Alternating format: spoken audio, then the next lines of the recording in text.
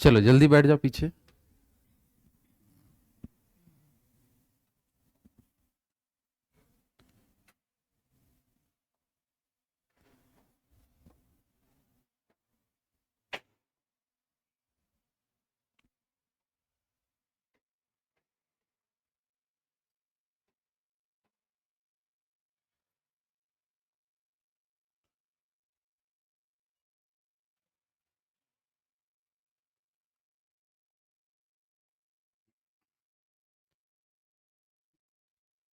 चलो सामने ध्यान दो इधर।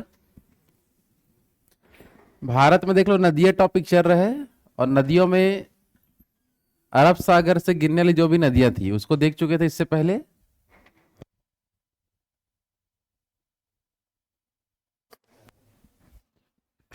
चलो आज हम लोग देख लो कौन सा नदी पढ़ेंगे। बंगाल की खाड़ी में जो भी नदियां गिरती है इस साइड, उनके बारे में देखेंगे कि कौन कौन सी नदियां बंगाल की खाड़ी से गिरती है। तो आपके सामने देखो लिस्ट लिखा हुआ है, ऊपर से नीचे तक जो भी नदियां हैं जो किस कौन सी खाड़ी में गिर रहा है, बंगाल की खाड़ी में, उसका नाम प्रॉपर याद रखना है। और इसमें से कोई एकदम इंपॉर्टेंट है जिसको आपको समझना होगा, ठीक है ना। जैसे कि दामोदर नदी हो चुका था ना, दामोदर नदी के बारे में देख चुके थे, लेकिन फिर से एक बार देख लो कि कौन कौन सी नदियां कहाँ कहाँ से निकलती है। जैसे कि दामोदर नदी जो होता है, ये शुरू की जो पहली नदी, कौन सा नदी बता दो।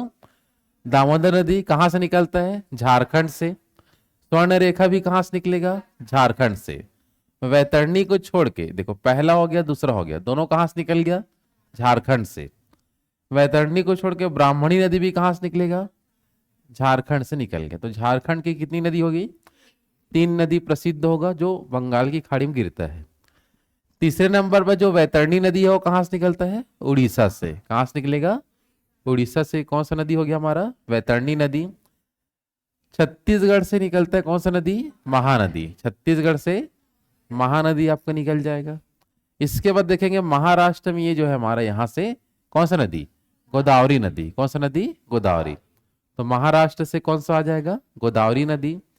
महाराष्ट्र से ही आगे नीचे और देखेंगे तो आपको मिलेगा कृष्णा नदी। कौन सा नदी? कृष्णा नदी। तो महाराष्ट्र से कितनी नदी हो गई? 2 नदी। कौन कौन सा? गोदावरी नदी और कृष्णा नदी। दोनों कहाँ से निकलता है? महाराष्ट्र से। इसके नीचे आएंगे तो ये हमारा कर्नाटक राज्य है। कौन सा राज्य है? तो कर्नाटक में पहले ही जो निकला, जिसका नाम क्या होगा?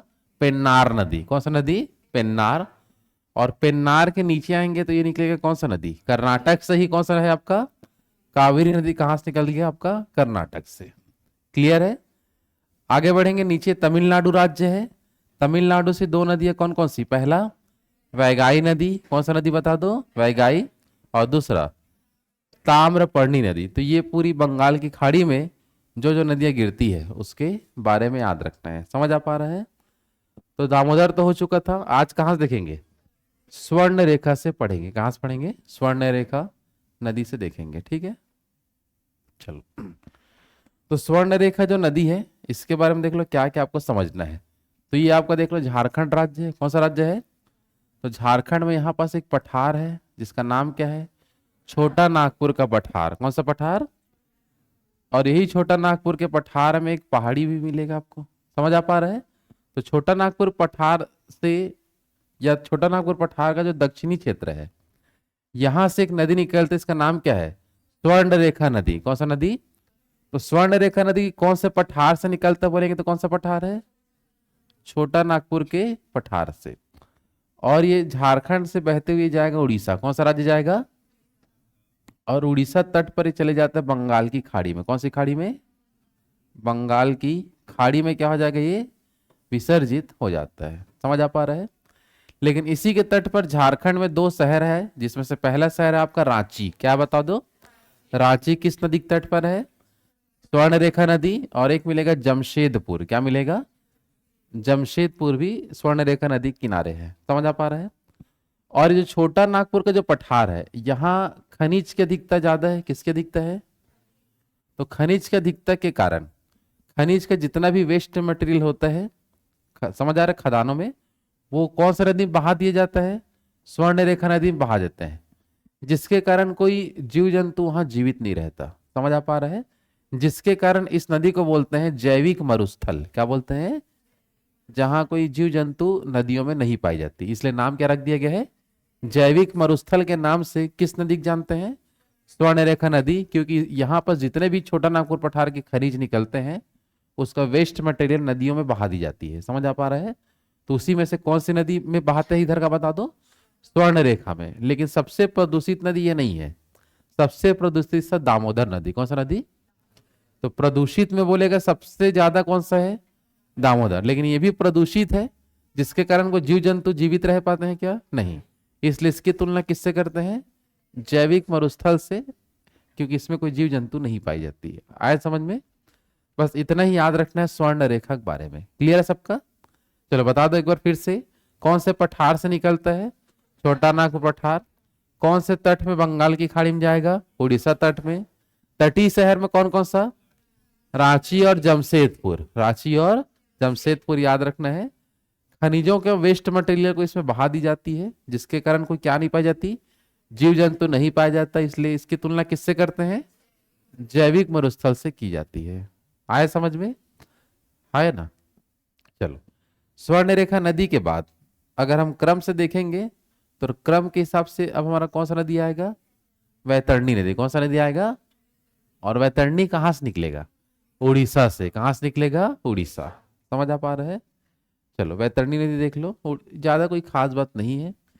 यहां जो अपन बात करें उड़ीसा में, चलो ये उड़ीसा से ही निकलता है। उड़ीसा में यहाँ पास जो पठार है जिसका नाम है आपका क्योंझर पठार। कौन सा पठार?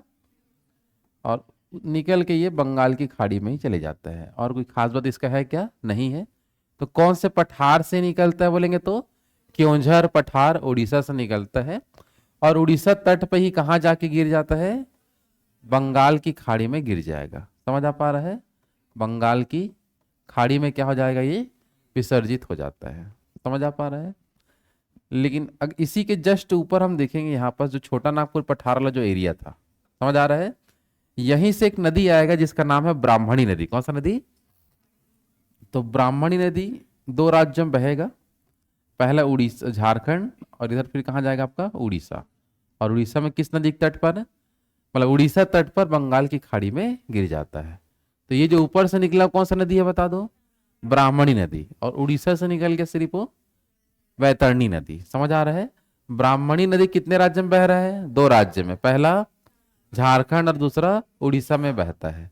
और उड़ीसा तट पर कौन सी खाड़ी में गिर जाएंगे? दोनों बंगाल की खाड़ी में गिर जाते हैं। समझ आ पा रहा है? हाँ कि नहीं? चलो तो एक बार लिस्ट देखो ध्यान से। चलो स्वर्ण रेखा के बारे में क्या क्या समझे बताओ। कहां से निकलता है? छोटा नागपुर पठार। कितने राज्य में बहता है? दो राज्य में। कौन कौन सा? कौन सा राज्य बोल रहा हूं? ठीक है। पहला झारखंड, दूसरा दो शहर बता दो जो इसके तट पर है, रांची और जमशेदपुर। इसी को क्या नाम से जानेंगे? जैविक मरुस्थल। वैतरणी के बारे में क्या सीखे? क्योंझर पठार से निकलता है उड़ीसा से, और उड़ीसा तट पे ही कहाँ गिरेगा? बंगाल की खाड़ी। ब्राह्मणी नदी के बारे में बताओ। छोटा नागपुर पठार से निकलेगा, उसके बाद कहाँ आएगा? उड़ीसा, और उसके बाद वो बंगाल की खाड़ी में चले जाएगा। समझ आ रहा है? हाँ है ना? चलो महानदी के बारे में तो पूरा छत्तीसगढ़ में पढ़ा जाता है, सबसे बड़ा टॉपिक है नदी में। लेकिन भारत भूगोल के दृष्टिकोण से इसमें थोड़ा बहुत जानकारी याद रखना है। आया समझ में? लेकिन जब छत्तीसगढ़ जी के पढ़ेंगे हम लोग तो उसमें ये बहुत बड़ा विषय रहेगा आपका। समझ आ पा रहा है? चलो इसके बारे में ज्यादा नहीं, 3-4 लाइन आपको समझना है भारत भूगोल के दृष्टिकोण से। तो यहाँ पास हमारा धमतरी राज्य, धमतरी जिला है। कौन सा जिला है बता दो? तो धमतरी जिले से ही कौन सा नदी निकलेगा? महानदी। कौन से पर्वत से? सिहावा पर्वत। कौन सा पर्वत? धमतरी में जो सिहावा पर्वत है उसी क्षेत्र से आपका ये निकलेगा यहाँ पास। समझ आ पा रहा है? और इस प्रकार से बहते हुए ये कहाँ जाएगा आपका? उड़ीसा। कौन से राज्य में जाएगा? और उड़ीसा राज्य में जाने के बाद कौन सी खाड़ी में चले जाएगा? बंगाल की खाड़ी में। समझ आ पा रहा है? लेकिन जहां पास इसका मुहाना है, मुहाना मतलब कि एक से ज्यादा मार्ग वहां दिख जाएगा, उसको मुहाना बोलते हैं। क्योंकि डेल्टा क्षेत्र बनाएगा तो जहां पर से विसर्जित होते हैं वहां वो कई मार्ग में बहते हैं। तो जहां पर ऐसा मुहाना बनता है यहाँ आ रहा समझ में? तो उस जगह का नाम है आपका कटक। क्या बता दो? तो कटक के समीप ये बंगाल की खाड़ी में क्या हो जाएगा? विसर्जित हो जाएगा। तो फिर से देख लो, महानदी का उद्गम कौन से पहाड़ी से होता है? सिहावा पर्वत। जिला कौन सा रहेगा? धमतरी। राज्य आपका छत्तीसगढ़। और यहां से निकलेगा, कितने राज्य में बहेगा? 2 राज्यों में, पहला छत्तीसगढ़ और दूसरा में उड़ीसा। ये अपना डेल्टा कहाँ बनाता है? कटक के समीप। और कौन सी खाड़ी में गिर जाएगा? बंगाल की खाड़ी में। और इसी नदी पर उड़ीसा में एक डैम है जिसका नाम क्या है? हीराकुंड बांध। कौन सा बांध? तो हीराकुंड जो बांध है वह किस नदी पर है? महानदी पर। कौन से राज्य में है? उड़ीसा में। और इसका निर्माण कब हुआ था हीराकुंड बांध का? 1948 इसका सन है ना? जो भारत का सबसे लंबा, ये सबसे क्या बताएंगे? बड़ा बांध, पूरे भारत का सबसे लंबा, ये सबसे बड़ा बांध कौन सा डैम है बता दो? हीराकुंड वाला। समझ आ पा रहा है? तो इतना बस महानदी के बारे में ध्यान रखना। क्लियर है? चलो, महानदी का उद्गम कौन सा पर्वत? सिहावा पर्वत। जिला कौन सा? धमतरी। राज्य छत्तीसगढ़। कितने राज्य में बहता है? 2 राज्य में, पहला छत्तीसगढ़, दूसरा में उड़ीसा। डेल्टा कहां बनाएगा? कटक के समीप। कौन सा डैम है इसी में? हीराकुंड बांध। सन बताओ? 1948। और हीराकुंड बांध की क्या खास बात है? सबसे लंबा व सबसे बड़ा नदी में नाम इसका आएगा। क्लियर है सबका? चलो एक बार इसी के बारे में बिना देखे आप लोग बताएंगे। चलो, तो महानदी के बारे में क्या क्या समझे? पहला पॉइंट बताओ। सिहावा पर्वत से निकलेगा, कितने राज्य में बहेगा? 2 राज्य में, पहला दूसरा छत्तीसगढ़ और उड़ीसा। डेल्टा कहां बनाएगा? कटक के समीप। डैम कौन सा है? हीराकुंड। कौन सा, सॉरी सन क्या था? 1948। और ये डैम जब ये नहीं बना था ये वाला, तो उससे पहले ये कहां पूरा बाढ़ लाता था? उड़ीसा में हाँ हाँ, बस उसी की अभी बताने वाला हूं मैं, ठीक नहीं? देखो, डैम बना के पानी को रोक देंगे तो उड़ीसा का खतरा नहीं है, लेकिन डैम से पहले ये डैम, अभी भी उड़ीसा में बहुत जगह जो बाढ़ आता है, जो डुबान क्षेत्र होता है जहाँ नदी का बहाव ज्यादा होता है, तो बहुत सारे क्षेत्रों में बाढ़ आ जाता है। जैसे देखते हैं बहाव, जैसे नदी का जो लेवल बढ़ जाता है तो डैम में, डैम तक तो पानी रुकेगा लेकिन आसपास का पूरा क्षेत्र डूब जाता है ना? तो उसको हम डुबान क्षेत्र बोलते हैं। तो ये उड़ीसा में जो ज्यादातर जो बाढ़ आता है छोटे छोटे गांवों में आसपास, वो महानदी के कारण ही आता है। इसलिए महानदी को उड़ीसा का शोक बोलते हैं। किसका शोक बोलते हैं? तो क्वेश्चन आता है, उड़ीसा का शोक किसे कहते हैं? महानदी। बंगाल का शोक दामोदर नदी। और बिहार का शोक कोसी नदी। तीनों अपन समझ गए ना? तो शोक वाले में ज्यादा तो क्वेश्चन बिहार वाला ही आता है। आ रहा समझ में? बिहार का शोक किसको बोलते हैं? कोसी नदी को। क्लियर है यहां तक सबका? है ना? चलो देख लो लिस्ट में अब हमारा कौन सा नदी आने वाला है। महानदी तक क्लियर है सबका? अब किसके बारे में पढ़ेंगे? गोदावरी नदी के बारे में। ठीक है, चलो चलो गोदावरी नदी का देखें, इसका जो उद्गम कहाँ से होती है उसको समझते हुए देखते हैं। तो गोदावरी नदी का जो उद्गम है ये होगा आपका महाराष्ट्र से होगा इसका उद्गम। ठीक है ना? महाराष्ट्र में यहाँ पास कौन सी पहाड़ी बता दो? त्र्यंबकेश्वर। कौन सी पहाड़ी है? त्र्यंबकेश्वर। तो त्र्यंबकेश्वर की पहाड़ी है आपका नासिक महाराष्ट्र। क्या बताओगे? नासिक महाराष्ट्र से इसका क्या होना है? उद्गम। और उद्गम होके कौन कौन से राज्य में आगे बहेगा उसको देखते हैं। तो ये 3 राज्य में जाता है। तो महाराष्ट्र से निकल के जाएगा ये आपका तेलंगाना में। कहाँ जाएगा? और तेलंगाना के बाद जाएगा आंध्र प्रदेश। तो इसका जो डेल्टा है, समझ आ पा रहा है? डेल्टा मतलब जहां पर अनेकों भाग में बढ़ जाता है। समझ आ रहा है? उस जगह का नाम है आपका राजमुंद्री। क्या नाम है? तो यह अपना डेल्टा कहाँ बनाएगा? राजमुंद्री में। महानदी अपना डेल्टा कहाँ बनाता है?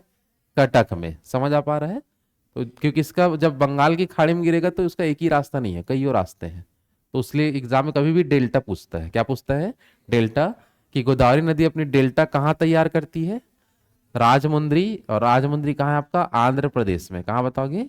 आंध्र प्रदेश में है। समझ आ पा रहा है? और ये जो नदी है एकदम प्राचीन कालीन नदी है, कईयों लाखों सालों से बह रही है। समझ आ रहा है? तो दक्षिण भारत में सबसे जो पुरानी नदी या भारत में सबसे पुरानी हम बोले तो गोदावरी को बताते हैं। किसको बताते हैं?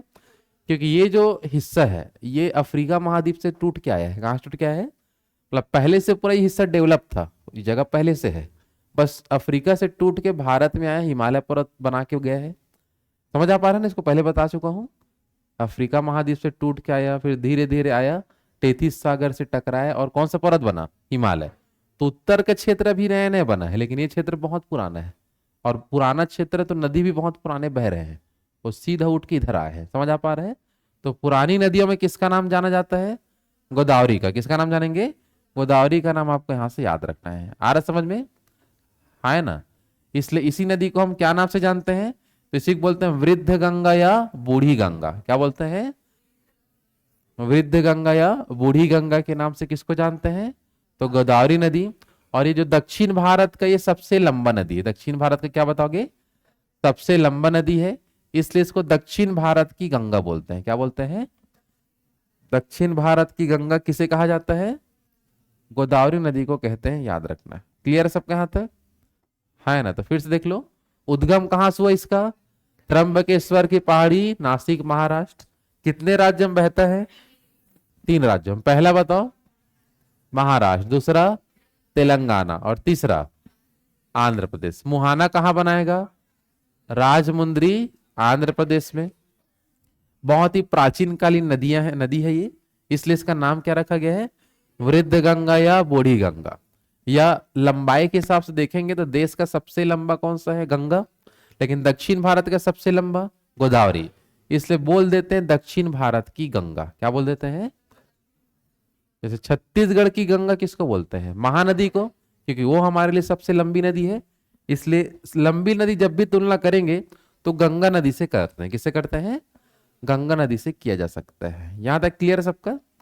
चलो, इसी नदी पर देख लो, कुछ कुछ डैम आपको देखने मिलेगा। तो आंध्र प्रदेश में इसी नदी पर एक बांध है जिसका नाम है पोलावरम बांध। कौन सा बांध? तो पोलावरम परियोजना या पोलावरम बांध किस राज्य में है बताओ? आंध्र प्रदेश में। कौन से नदी पर? क्योंकि जब भी डैम पूछेगा तो नदी ही देता है। पोलावरम बांध कौन सा नदी पर? गोदावरी नदी पर। कौन से राज्य में आएगा? आंध्र प्रदेश में। हाँ है ना? और इसी की बहुत सारी सहायक नदियां हैं, जिसमें सबसे लंबी सहायक नदी एग्जाम में पूछा जाता है। नाम क्या है? वेनगंगा नदी। कौन सा नदी? तो वेनगंगा नदी गोदावरी की क्या है? सबसे लंबी सहायक नदी में इसका नाम फेमस है। और उड़ीसा से निकलकर इस प्रकार से, समझ आ रहा है? उड़ीसा राज्य से निकलते हुए इस प्रकार से छत्तीसगढ़ होते हुए यहाँ आपका कौन सा नदी ऐसे मिल जाता है? तो इंद्रावती। कौन सा नदी है? तो इंद्रावती नदी निकलता है कहां से? उड़ीसा। लेकिन छत्तीसगढ़ के किस क्षेत्र में बहती है? बस्तर क्षेत्र से बहते हुए इंद्र गोदावरी नदी में मिलेगा। किससे मिल जाता है? गोदावरी नदी में। और बस्तर क्षेत्र में पूरी जो नदी इंद्रावती पूरा फेमस है, इसलिए इंद्रावती को क्या बोलते हैं? बस्तर की जीवन रेखा। बाकी इंद्रावती का डिटेल पूरा हम पढ़ते हैं छत्तीसगढ़ के भूगोल के अंदर। समझ आ पा रहा है? लेकिन भारत भूगोल में भी ये पूछा गया क्वेश्चन है। समझ आ पा रहा है? बस्तर की जीवन रेखा किसको बोलते हैं? इंद्रावती। इंद्रावती भी किसकी सहायक है? गोदावरी की एक सहायक नदी है जो उड़ीसा से निकलता है। कहां से निकलता है? उड़ीसा राज्य, थोड़ा गलत बन गया नक्शा, ये उड़ीसा से निकलेगा। समझ आ पा रहा है? हाँ कि नहीं?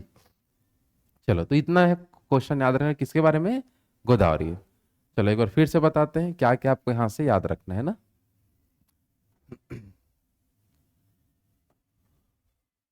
चलो, तो गोदावरी के बारे में क्या क्या अपन समझे? पहला चीज बताओ, उद्गम कहां से होता है? त्र्यंबकेश्वर। कितने राज्य में बहता है? 3 में। पहला महाराष्ट्र, दूसरा तेलंगाना, तीसरा आंध्र प्रदेश। डेल्टा कहां बनाएगा? डेल्टा आपका राजमुंद्री। समझ आ पा रहा है? कौन सा डैम है इसी पर? पोलावरम बांध। कौन से राज्य में? आंध्र प्रदेश में। कौन सा डैम मिलेगा? पोलावरम। सबसे लंबी सहायक वेनगंगा। समझ आ पा रहा है? इंद्रावती को किसकी जीवन रेखा? बस्तर की, जो किसकी सहायक है? गोदावरी। बहुत ही प्राचीन कालीन नदी है, इसलिए इसका नाम क्या रख दिया गया? वृद्ध गंगा या बूढ़ी गंगा। लेकिन लंबाई के हिसाब से दक्षिण भारत का सबसे लंबा है, इसलिए इसका नाम क्या रखा गया? दक्षिण भारत की गंगा इसी को बोलेंगे। तो गोदावरी के बारे में इतना क्वेश्चन पूछ सकता है। आया समझ में? हाँ कि नहीं? चलो, अब महाराष्ट्र से एक नदी और क्या निकलेगा? कृष्णा नदी। कौन सा नदी? कृष्णा। चलो कृष्णा के बारे में देख लो।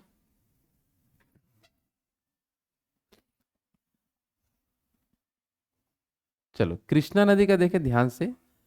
तो कृष्णा नदी का जो उद्गम होता है ये आपका महाराष्ट्र से ही होगा, लेकिन महाराष्ट्र में कहाँ से होता है? महाबलेश्वर से। कहाँ से होता है? महाबलेश्वर।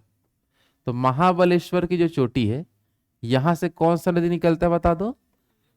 कृष्णा नदी का उद्गम होता है, जो 4 राज्यों में बहती है। कितने राज्यों में? 4।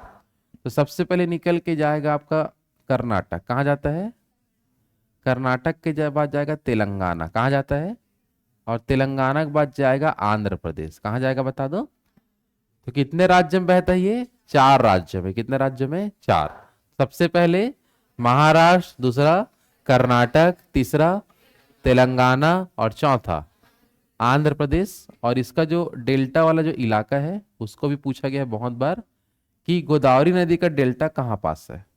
तो उस जगह का नाम है आपका विजयवाड़ा। क्या बताओगे? विजयवाड़ा। महानदी का डेल्टा कहाँ है बताओ?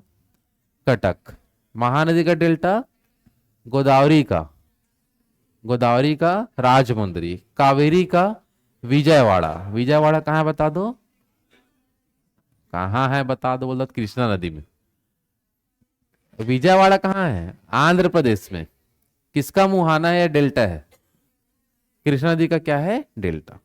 और लंबाई के हिसाब से टॉप में सबसे आता है दक्षिण भारत में गोदावरी, सेकेंड नंबर पर कृष्णा। सेकेंड में कौन आता है? तो दक्षिण भारत की दूसरी सबसे लंबी नदी कौन सा रहेगा?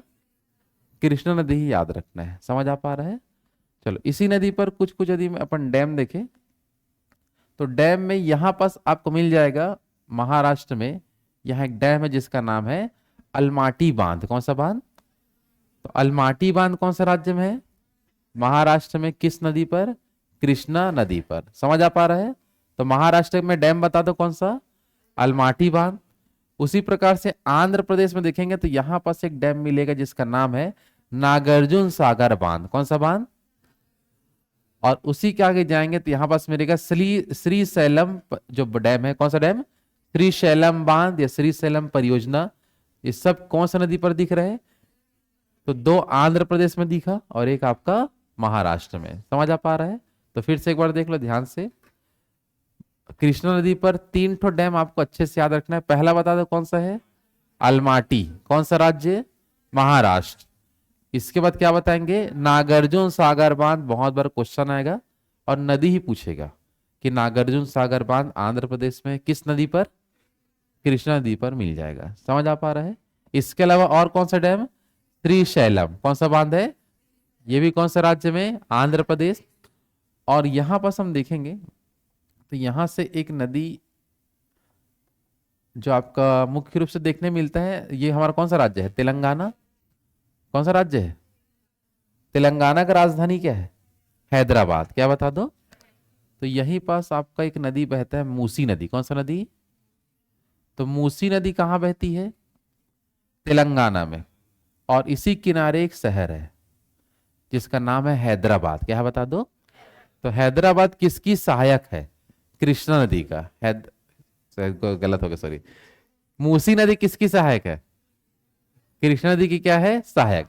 और इसी मूसी नदी के किनारे कौन सा शहर है? हैदराबाद। किसकी राजधानी है? तेलंगाना की राजधानी हैदराबाद। किस नदी के किनारे है बोलेंगे तो? मूसी नदी के किनारे है। और मूसी किसकी सहायक है? कृष्णा की क्या है बता दो? सहायक। लेकिन कृष्णा की सबसे लंबी जो सहायक है वो है आपका तुंगभद्रा नदी। कौन सा नदी? जैसे गोदावरी की सबसे लंबी सहायक था वेनगंगा। क्या नाम था? वैसे ही कृष्णा की सबसे लंबी सहायक तुंगभद्रा नदी। आपको याद रखना है। मूसी भी इसकी सहायक है, लेकिन खास बात क्या है इसका? हैदराबाद किस नदी के किनारे बसा है? मूसी नदी। लेकिन कृष्णा की सबसे लंबी सहायक बोलेंगे तो तुंगभद्रा। आपको यहां से याद रखना है। हाँ है ना? चलो, और यहां पास हम देखेंगे तो यहां पास एक झील मिलेगा आंध्र प्रदेश में। और आंध्र प्रदेश में जो झील आपको यहां देखने मिलता है, इसी के ऊपर यहां से हम देखेंगे तो ये हमारा कौन सा नदी निकलेगा बता दो? कौन सा नदी है? गोदावरी नदी। तो ये गोदावरी नदी का डेल्टा क्षेत्र। और ये कौन सा है? कृष्णा का डेल्टा क्षेत्र है। इसी के बीच में जो झील है जिसका नाम पूछा जाता है, तो उसका नाम है कोलेरू झील। कौन सा झील है?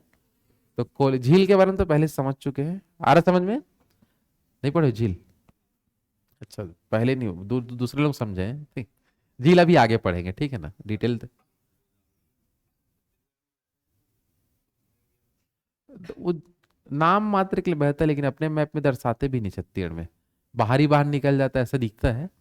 इंद्रावती बस तट मतलब एकदम सीमा क्षेत्र में बहता है, ऐसा है, ठीक है ना। पूरा पूरा अपने यहाँ नहीं बह पाता वो, ठीक है। छत्तीसगढ़ में इसलिए उसका नाम नहीं लिखते भारत भूगोल में, ठीक है। केवल कितना राज्य बताते हैं? 3 राज्य बताते हैं ना। कौन कौन सा? महाराष्ट्र, तेलंगाना और छत्तीसगढ़ का नाम नहीं आता उसमें। क्लियर है सबका? तो फिर से बता दो, कोलेरू झील कौन कौन से 2 नदियों के बीच का क्षेत्र है, सॉरी, कौन कौन से 2 नदी के बीच में है बता दो। ऊपर में गोदावरी और नीचे में कृष्णा के बीच का क्षेत्र है। क्लियर है सबका यहाँ तक?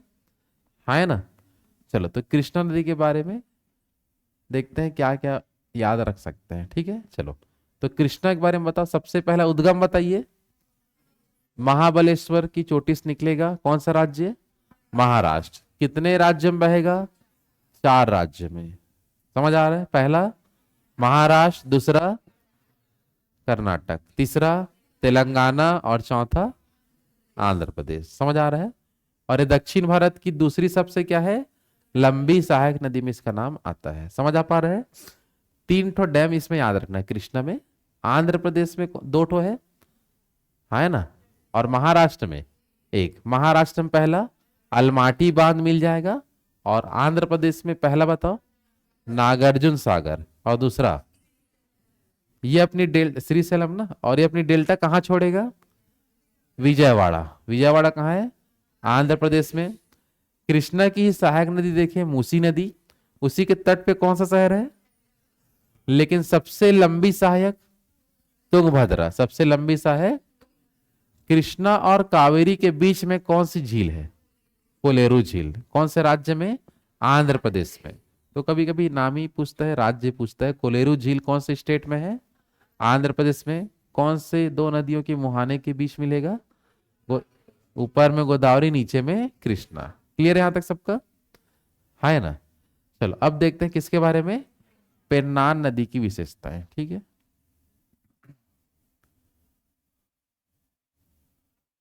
चलो देखो ध्यान से इधर। चलो, पेन्नार नदी जो होता है ये कहाँ से निकलती है अगर क्वेश्चन है तो, ये हमारा कौन सा राज्य बता दो?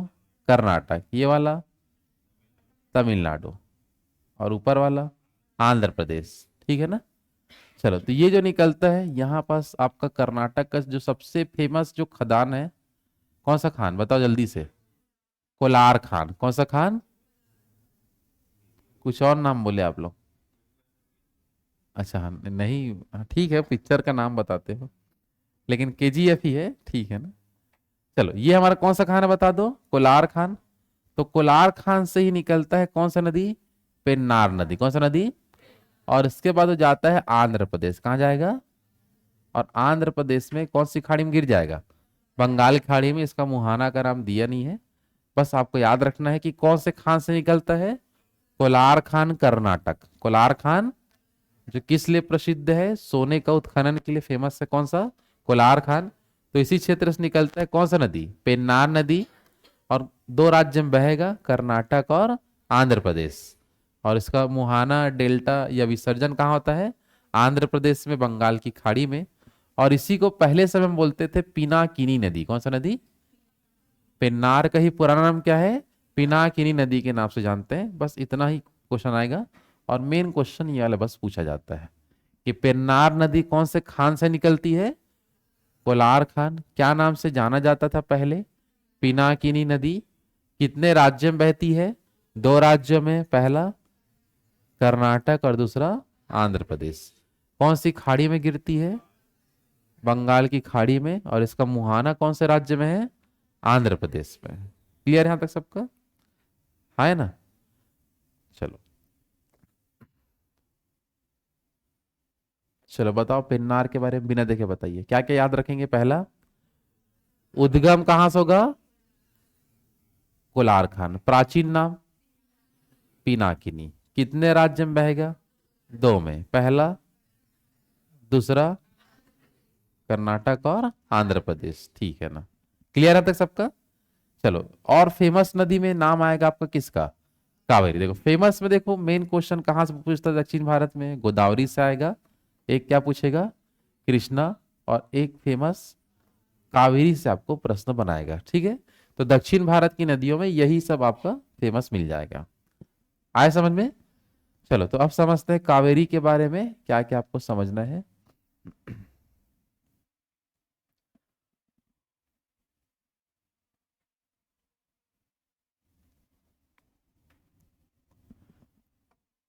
चलो यहाँ देखो, मैप तो नहीं बना है, यहाँ देख लेते हैं। चलो, कावेरी नदी जो होता है ये कौन से राज्य से निकलेगा? हमारा कर्नाटक से ही निकलना है। कहाँ से निकलना है आपका? कर्नाटक में कौन सी चोटी? आपका ब्रह्मगिरी। कौन सा? ब्रह्मगिरी। तो ब्रह्मगिरी की चोटी कहाँ है बता दो? कर्नाटक। यहां से निकलेगा और उसके बाद ये दो राज्य में बहेगा। कर्नाटक के बाद ये नीचे बहेगा तमिलनाडु। कहाँ जाता है? तो दो राज्य में ये बहते मिलेगा। कावेरी नदी का जो प्रवाह कितने राज्य में होता है? दो राज्य में। पहला कौन सा राज्य है? कर्नाटक, और नीचे में तमिलनाडु में। और ये जहां पास अपना डेल्टा बनाएगा, जहां पास अपना क्या बनाएगा? डेल्टा, उस जगह का नाम है त्रिचनापल्ली। क्या नाम है? त्रिचनापल्ली। ठीक है, चलो, तो तीन क्वेश्चन यही देखोगे। चलो, पहला चीज क्या बता दो, उद्गम कहां से होता है? ब्रह्मगिरी की चोटी। गोदावरी कहां से निकलता था? त्र्यंबकेश्वर से। कृष्णा महाबलेश्वर से। और कावेरी ब्रह्मगिरी से। तो उद्गम स्थल में तीनों का नाम अच्छे से याद रखना। समझ आ पा रहा है? हाँ कि नहीं? चलो, तो ब्रह्मगिरी की चोटी कर्नाटक में है। उद्गम हुआ कितने राज्य में बहता है? दो राज्य में। कहाँ कहाँ? पहला कर्नाटक, और दूसरा अपना डेल्टा कहाँ बनाएगा? त्रिचनापल्ली में। और ये जो नदी है आपका कावेरी नदी, जब यहां से एक मानसून आता है जिसको बोलते हैं दक्षिण पश्चिम मानसून। क्या बोलते हैं? तो दक्षिण पश्चिम मानसून जब बारिश कराता है तो कौन सा नदी अच्छे से पूरा भर जाता है? तो वो भरता है आपका, ये इसका दो क्षेत्र है। तमिलनाडु वाला एरिया में है आपका दक्षिण क्षेत्र। कौन सा? कावेरी का दक्षिण क्षेत्र। और कर्नाटक वाले क्षेत्र में है कावेरी का उत्तरी क्षेत्र बोलते हैं।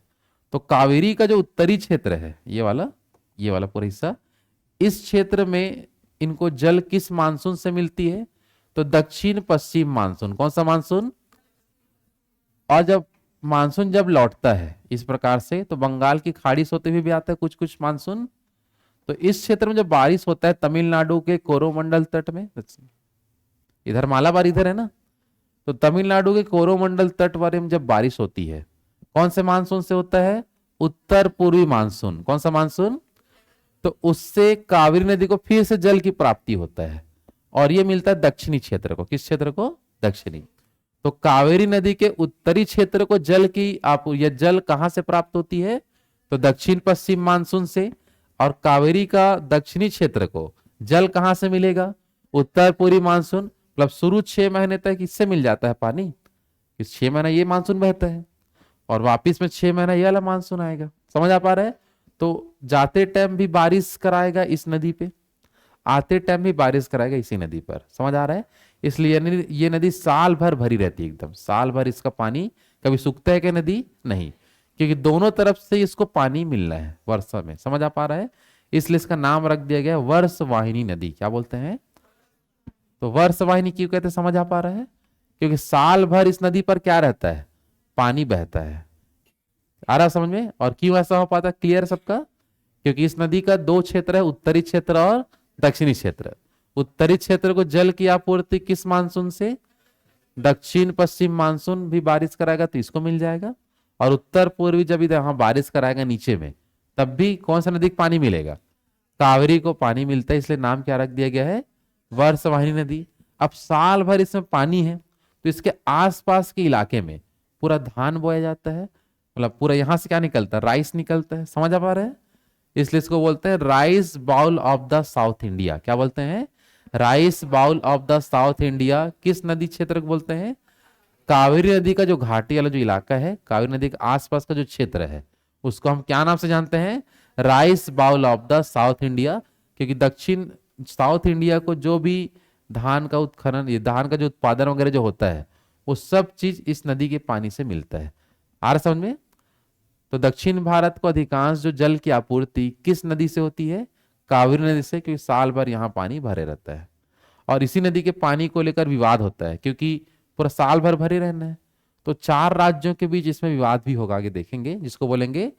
और उसमें समझौता भी कराया गया, जिसको बोलते हैं कावेरी नदी जल समझौता। क्या बोलते हैं? तो कावेरी नदी जल समझौता किनके बीच हुआ था? क्योंकि ये बहुत ही महत्वपूर्ण नदी है दक्षिण भारत की, क्योंकि कभी इसका पानी सूखता है क्या? नहीं, हमेशा नदी बहते रहेगा। आ रहा बात समझ में? और ज्यादातर बेनिफिट किसको मिलता है? तमिलनाडु को। इसलिए इसको बोलते हैं तमिलनाडु की जीवन रेखा। क्या बोलते हैं? तो तमिलनाडु की जीवन रेखा किस नदी को कहा जाता है? कावेरी नदी को बोलते हैं। आया समझ में यहां तक? हाँ कि नहीं? चलो फिर से एक बार देख लो। कावेरी नदी कहां से निकलती है बता दो? ब्रह्मगिरी की चोटी। कितने राज्य में बहती है? 2 राज्यों में, पहला कर्नाटक और दूसरा तमिलनाडु। डेल्टा कहां बनाएगा? त्रिशनापल्ली में। इसी का नाम क्या है? वर्षवाहिनी नदी। और दूसरा rice, sorry, rice bowl of the south India. किसकी जीवन रेखा? तमिलनाडु की क्या बोलते हैं? जीवन रेखा। और इस नदी का अगर हम देखें ध्यान से, इस नदी पर पहले कुछ अन्य खास बात देख लो, फिर जल विवाद हम समझेंगे, ठीक है ना? चलो, तो ये था हमारा कौन सा स्टेट बता दो? कर्नाटक। और ये कौन सा राज्य है? तमिलनाडु। कौन से चोटी से निकलता है ये बताओ? ब्रह्मगिरी। और कहाँ जाएगा ये? 2 राज्य में बहता है ना। अच्छा, डेल्टा कहाँ जल्दी बताओ? त्रिचनापल्ली में। डेल्टा कहाँ है? त्रिचनापल्ली। चलो, इसी नदी पर कुछ कुछ डैम देखेंगे, जैसे कि तमिलनाडु में आपको बांध याद रखना है। कौन से स्टेट में? चलो, तमिलनाडु में यहाँ जो डैम मिलेगा जिसका नाम है आपका, सॉरी डैम बोलता हूँ, हाँ, अच्छा नहीं, पहले डैम डैम का नाम पहले देख लेते हैं। तो डैम आपको मिलेगा तमिलनाडु में, 2 डैम है यहाँ पे। और ये हमारा कौन सा? कर्नाटक में 1 डैम यहाँ से फेमस है। कितना डैम बता दो? 1 डैम यहाँ से याद रखना है। तो कर्नाटक में जो डैम है जिसका नाम है कृष्णराज सागर बांध। कौन सा बांध है? कृष्णराज सागर बांध। ये आपका मैसूर कर्नाटक में है। कहाँ है बता दो? मैसूर कर्नाटक में है ना। थोड़ा मिस्टेक हो जा रहा है, ये डैम में एक ही फेमस यहाँ दिखा रहा है, जो केवल कहाँ याद रखेंगे अपन? कर्नाटक में। कौन सा डैम है बता दो? कृष्णराज सागर बांध, जो कहाँ है बता दो? मैसूर कर्नाटक में। और तमिलनाडु का 2 शहर इसके नदी के तट पर है। एक आपका त्रिचनापल्ली, क्या बताओगे? और एक है तंजाउर। क्या है बता दो? तंजाउर। दोनों ही तमिलनाडु में है। और यह किस नदी के किनारे बसा है बोलेंगे तो? कावेरी नदी के किनारे बसा है। तो कावेरी नदी के तट पर 2 प्रसिद्ध शहर बताओ? त्रिचनापल्ली और तंजाउर। फिर से बताओ, त्रिचनापल्ली और तंजाउर किस नदी के किनारे है? कावेरी नदी के किनारे बसा है ना। इसी में जो जलप्रपात का बात करेंगे, जलप्रपात यहाँ मिल जाएगा, वाटरफॉल्स, जो तमिलनाडु में है। कहाँ बता दो? तो तमिलनाडु पर यहाँ पास कौन सा जलप्रपात मिलेगा? शिव समुद्रम जलप्रपात। क्या है बता दो? तो शिव समुद्रम जलप्रपात कौन से स्टेट में है? तमिलनाडु में। कौन से नदी पर है ये? कावेरी नदी पर प्रसिद्ध जलप्रपात है भारत का। क्लियर है? तो फिर से एक बार देख लो। जलप्रपात में नाम क्या बताओगे? शिव समुद्रम। डैम में क्या नाम बताओगे यहाँ पास? कृष्णराज सागर बांध, जो कौन से राज्य में है? कर्नाटक के मैसूर में आपको देखने मिलेगा। कौन कौन से 2 तटीय शहर बताओगे? पहला त्रिचनापल्ली और दूसरा तंजाउर, है ना। और इसका जो डेल्टा का जो एंगल होता है वो समकोण आकार का होता है। कौन से आकार का? तो समकोण आकार का डेल्टा कौन बनाती है करके पूछता है। समझ आ रहा है? तो समकोण आकार का डेल्टा कौन सी नदी बनाती है? कावेरी नदी ही बनाएगा। समकोण आकार का डेल्टा कौन बनाता है? कावेरी। बाकी किसी का डेल्टा का एंगल नहीं पूछता। एंगल केवल पूछेगा किसका? कावेरी नदी का, जिसका डेल्टा कौन से आकार का होता है? समकोणीय आकार। क्लियर सबका यहाँ तक? और डेल्टा बनाता कहाँ पास है? तो जगह का नाम क्या है बता दो? त्रिचनापल्ली, है ना। और इस नदी का पानी देखो, साल भर ये पानी मतलब इसमें नदी में पानी बहते रहता है। तो इस नदी के जल का उपयोग कौन कौन सा क्षेत्र वाले करते हैं?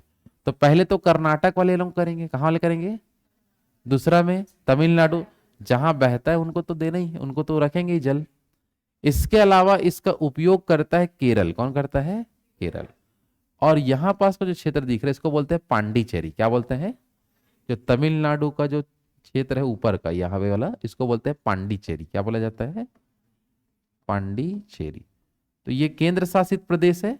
इसको भी जल की आपूर्ति इसी नदी से होना है, इसी नदी के डैम, इस नहर के माध्यम से पानी यहाँ भेजा जाता है पांडिचेरी में। कौन सा नदी के पानी भेजते हैं? कावेरी नदी को। आया बात समझ में? हाँ कि नहीं? तो कावेरी नदी का उपयोग कौन कौन करता है? तो पहला क्या बताओगे? कर्नाटक, दूसरा तमिलनाडु, तीसरा केरल और चौथा पांडिचेरी। तो ये इसी नदी को लेके विवाद हुआ कि कौन सा क्षेत्र या कौन सा राज्य इस नदी का कितना पानी यूज कर सकता है। समझ आ रहा है? तो कोई स्टेट ज्यादा करता था, कोई कम, तो इसी को लेकर विवाद हो गया इन चारों के बीच में। तो इन चारों क्षेत्रों के बीच में क्या होगा बता दो? विवाद।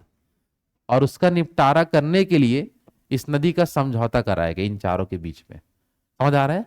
और समझौता होने के बाद जितना लिख दिया गया है उतना ही जल उन लोग यूज करेंगे। समझ आ पा रहा है? तो उसी को बोलते हैं कावेरी नदी जल विवाद। क्या बोलते हैं? तो कावेरी नदी जल विवाद किनके बीच में है? तो आप किसमें टिक बताओगे? 3 राज्य और 1 केंद्र शासित प्रदेश। पहला कौन कौन सा?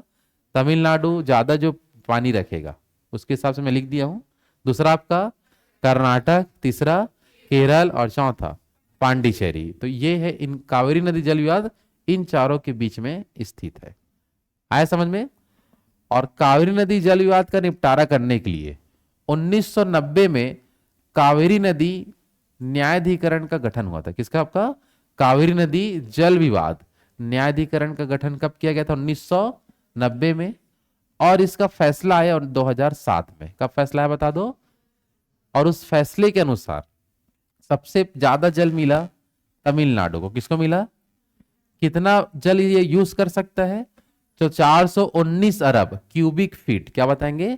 419 अरब क्यूबिक फीट जल जो होगा उसको कौन उपयोग में ला सकता है? तमिलनाडु। दूसरा मिला सबसे ज्यादा, इसके बाद सेकंड नंबर में वो मिला कर्नाटक को। किसको मिला? कर्नाटक कितना फीट पानी यूज कर सकते हैं यहाँ का? 270 अरब क्यूबिक फीट कौन यूज कर सकता है? कर्नाटक। इन लोगों को अरब वाले मिले हैं। समझ आ रहा ना? उसके बाद तीसरे नंबर पर आया केरल। कौन आता है? तो केरल कितना यूज कर सकता है? 30 लाख। ये अरब में देख लो, और किसमें है? लाख। तो 30 लाख क्यूबिक फीट। कितना बता दो? 30 लाख क्यूबिक फीट का यूज कौन करेगा? केरल। और सबसे कम किसको मिलेगा? ये पांडिचेरी। कौन सा क्षेत्र बता दो ये? तो पांडिचेरी को कितना मिला? 7 लाख क्यूबिक फीट। कितना मिला? 7 लाख क्यूबिक फीट। तो इस हिसाब से इस नदी जो बह रहा है उसका बंटवारा हुआ है। समझ आ पा रहा है? और बंटवारा हुआ कब है? 2007 में। और न्यायाधिकरण कब से बना दिए थे? 1990 में। समझ आ पा रहा है? तो कावेरी नदी जल विवाद किनके बीच में है? तो पहला क्या बताओगे? तमिलनाडु। अगर स्टेट में देखें, पहला तमिलनाडु, दूसरा कर्नाटक, तीसरा केरल, चौथा पांडिचेरी। किसको सबसे अधिक जल मिला? तमिलनाडु को। कितना जल? 419 अरब क्यूबिक फीट। सेकेंड नंबर में किसको मिला? कर्नाटक को। कितना? 270 अरब क्यूबिक फीट। तीसरा में किसको है? केरल। कितना लाख? 30 लाख। और चौथा में पांडिचेरी। कितना लाख आपका? 7 लाख मिलता है। समझ आ रहा है? तो ये हो गया हमारा पूरा कावेरी नदी के बारे में। किसके बारे में? कावेरी नदी की जो भी विशेषताएं थी हम देखें ध्यान से। तो ये सब चीज जो भी अपन यहाँ देखे कि कहाँ से निकलती है, कहाँ कहाँ बहता है, कहाँ अपना डेल्टा बनाता है। और सबसे मेन क्वेश्चन तो ये है, वर्षवाहिनी किसको बोलते हैं? कावेरी है ना। वृद्ध गंगा किसको बोलते हैं? गोदावरी को। वृद्ध गंगा दक्षिण भारत की गंगा, गोदावरी को ही बोलेंगे। समझ आ पा रहा? बूढ़ी गंगा गोदावरी, वर्षवाहिनी कावेरी। महानदी का डेल्टा कहाँ है? कटक में। गोदावरी का डेल्टा राजमुंद्री में। कृष्णा का डेल्टा विजयवाड़ा में। और कावेरी का डेल्टा त्रिचनापल्ली में। तो डेल्टाओं के नाम भी अक्सर आता है ना। कौन सी नदी में वर्ष भर पानी रहती है? कावेरी नदी का। कावेरी नदी से लाभान्वित क्षेत्र पूछेंगे तो ये चारों बताना है। और जल विवाद भी इन्हीं चारों के बीच में रहेगा आपका, है ना। चलो अब इसके बाद देखते हैं कावेरी नदी के बाद नेक्स्ट आएगा आपका वैगाई नदी। दो नदी बस और बच गया, है ना। चलो वैगाई नदी को देख लो ध्यान से, ये कहाँ से निकलने वाला है, ठीक है। चलो वैगाई नदी जो है इसका उद्गम होता है तमिलनाडु से। कहाँ से होता है? तमिलनाडु क्षेत्र से होगा। और ये होता है आपका मुख्य रूप से, ये थोड़ा गलत लिखा गया है,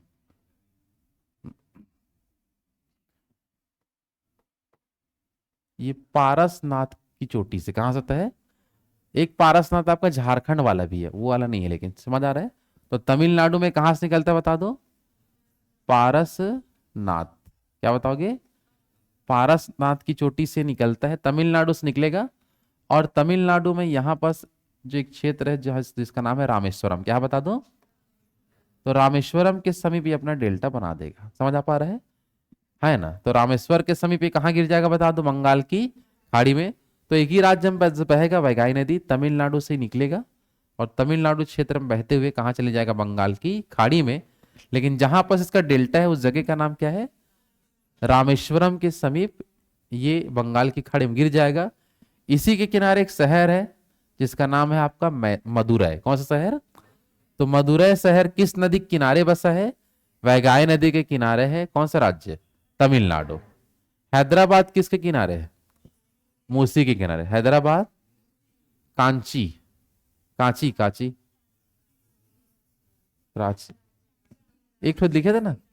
ओहो, झारखंड और रांची। एक और देखे थे क्या यहाँ पास? त्रिचनापल्ली। नहीं नहीं, देखो कहीं ना कहीं देखे हो तुम लोग। हो गया, शांत रहो। कौन कराची बोल रहे? कराची नहीं है भाई। तटी शहर में और नहीं देखे हो?